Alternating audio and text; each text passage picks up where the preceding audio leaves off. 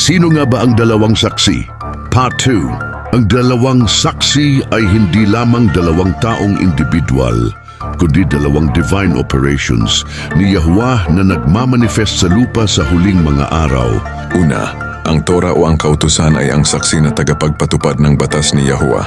Pangalawa, ang propetikang apoy ng katotohanan ay ang saksi bilang kapangyarihan ng ruach o espiritu ng katotohanan. Ang dalawang ito ay magkasamang gumagana bilang kumpletong patutuo ni Yahuwah. Ang unang saksi ay Ang Torah na saksi sa tagapagpatupad ng kautusan ni Yahuwah. Kinakatawan, ang batas ng kautusan ni Yahuwah ay ang pamantayan ng katuwiran at ang pamantayan ng paghatol. Ang saksing ito ay ang puno ng olibo ng Torah. Kinakatawan nito ang hindi nagbabagong salita mula sa Sinai na una niyang ibinigay ang 10 utos sa mga taga-Israel at ipinatutupad nito ang tipan. Ipinapaalala nito sa daigdig na hindi nagbago ang batas ni Yahuwah. Ito ay nagpapatutuo laban sa kawalan ng batas, halo-halong doktrina at huwad na pagsamba. Ang mahahalagang katangian ng unang saksi sa pamamagitan ng pagsukat ang templo, mababasa sa Revelation 11. Pagkatapos binigyan ako ng isang panukat na parang tungkod at sinabihan, "Tumayo ka at sukatin mo ang templo ni Yahuwah at ang dambana at bilangin mo ang mga sumasamba roon. Sukatin ang tirahan ni Yahuwah. Ito ay gawain ng Torah, ang paghiwalay ng malinis at marumi. Ibinubunyag ng Torah witness ang corrupted na aral, mali at maruming pagsamba. Nakasuot sila ng damit kayong sako or saklot. Ito ay sumisimbolo ng pagluluksa dahil sa kawalan ng pagsunod ng Israel sa Torah. Kagaya ng mga propeta, tinatawag nila ang Israel sa pagsisisi.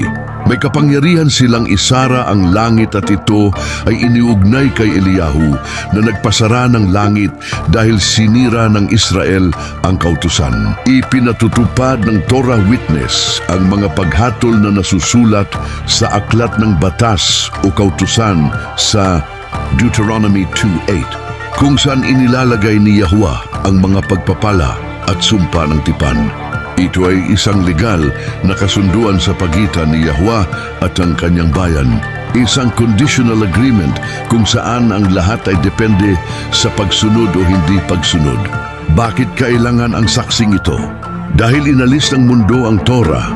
Dahil pinalitan ng relihiyon ang pangalan at mga utos ni Yahuwah.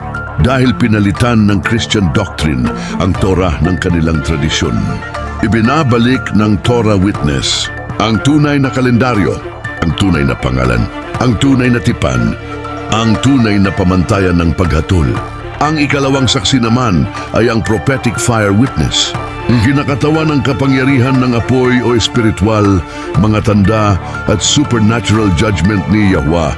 Ito ang puno ng olive ng apoy o espiritu. Hindi ito tungkol sa kaalaman ng batas. Ito ay tungkol sa ruwak o espiritu ng kapangyarihan na nagpapatunay sa salita ni Yahuwah. Ang mahahalagang katangian ng ikalawang saksi ay ang apoy na lumalabas sa kanilang bibig na binabanggit sa Revelation 11:5. At kung may sinumang nais manakit sa kanila, apoy ang lumalabas sa kanilang bibig at tinutupok ang kanilang mga kaaway. Hindi ito literal na apoy. Ito ay apoy ng ruwak o espiritu ng katotohanan, apoy ng pagkukumbinsi, apoy ng paghatol, apoy ng propesiya, apoy ng pagtutuwid. Winawasak nito ang mga huwad na propeta, mga mali at huwad na doktrina, mga huwad na tanda, mga sistemang makademonyo. Pinapalo nila ang lupa ng mga salot, gaya ni Moses na naglabas ng mga salot. Sa pamamagitan ng kapangyarihan ni Yahuwah, pinapalitan nila ang tubig na maging dugo. Ito ay sumisimbolo sa paghatol sa maruming doktrina.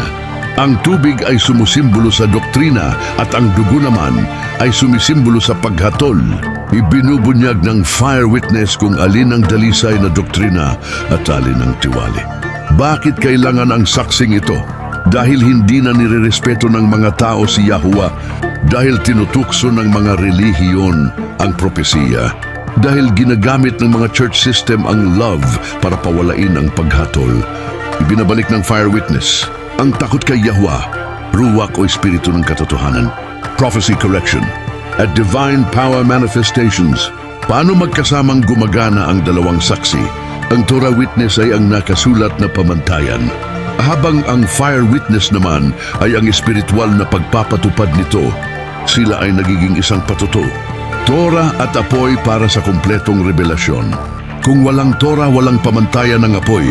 At kung walang apoy, walang kapangyarihang makapagpatupad ang Torah. Ito ang dahilan kung bakit sila tinawag na dalawang puno ng olibo at dalawang lampara o ilawan sa harap ni Yahweh. Ang Torah ay kumakatawan sa puno ng olibo ng katwiran.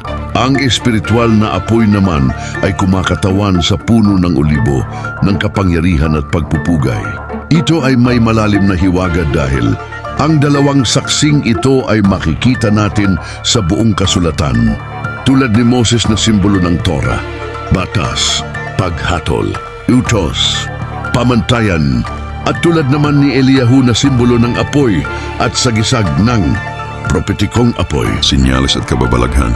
kapangyarihan. Likas natural na otoridad. Kaya sinabi ng mga malakim o angel na bago dumating ang katapusan, alalahanin ang Torah ni Moses at ipapadala ko sa inyo si Eliyahu na propeta. Ang parehong kombinasyon ay bumabalik at katulad ng nasa Revelation chapter 11. Ano ang pinakalayunin ng dalawang saksi? Una, tawagin ang Israel mula sa corrupted na aral. Huwad na doktrina, huwad na mga pangalan, huwad na pagsamba. Pangalawa, subukin ang mundo at papiliin ang bawat isa ng kanilang panig. Kung Torah o kawalan ng kautusan o batas. Kung apoy ni Yahuwah o apoy ng dragon. Pangatlo, ibunyag ang huwad na relihiyon, winawasak ng mensahe ng dalawang saksiyang. Huwad na biyaya ng Kristyanismo, tradisyon ng Judaismo, paganong pagsamba, sistema ng mga church. Mga huwad na guro, mga huwad na tanda. Pang-apat, inihahanda ang daan para sa hari. Ipinahayag ng dalawang saksi ang paghahari ni Yahusha bilang hari ng Israel, ang pagbabalik ng Torah o kautusan sa mga bansa, ang paghatol sa lahat ng walang batas o ayaw sumunod sa kautusan. Ano ang masasabi mo sa video na ito? Maaari po kayo magbigay ng inyong opinyon o saloobin at baka ito ay makatulong sa ating pagsusuri sa mensahe na kapaloob sa kasulatan. Kung nagustuhan mo ang aking video, paki-share mo na din lalo na sa mga tao na sa tingin mo ay kailangan nila marinig ang mensaheng ito. Naway gabayan tayo at turuan ni Abba Yahuwah sa tamang daan. Shalom at baruk sa ating lahat mga kahinirang. Sa pangalan ni Yahushua Messiah na ating tagapagligtas at manunubos ng ating kasalanan. Amat.